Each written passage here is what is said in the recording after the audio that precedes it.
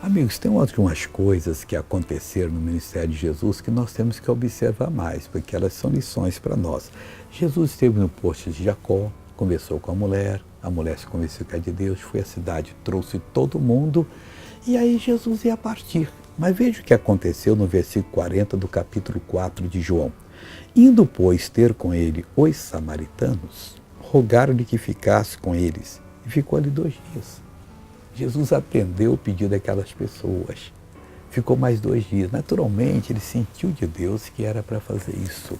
Nós devemos sempre estar em espírito, porque se não estivesse, ele não teria contado o que ele contou da mulher e ganhado daquela mulher, ganhado todo mundo de Sicar, que é a cidade onde ela morava.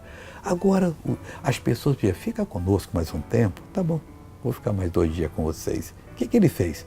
Dormiu até tarde, né? Depois comeu bastante. Não, Jesus ensinou a palavra, ministrou e fez a obra de Deus.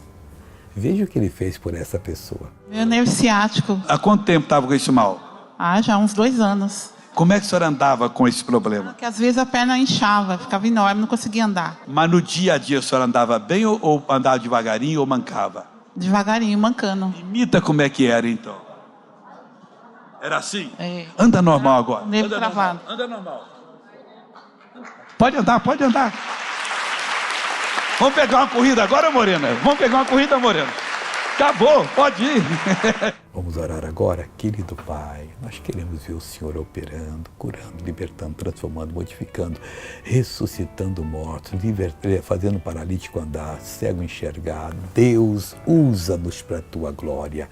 Meu Pai, eu me uno com essa pessoa agora, eu repreendo esse mal. Pode ser um câncer, a leucemia, o que for agora, doença autoimune, saia em nome de Jesus. E você diz amém.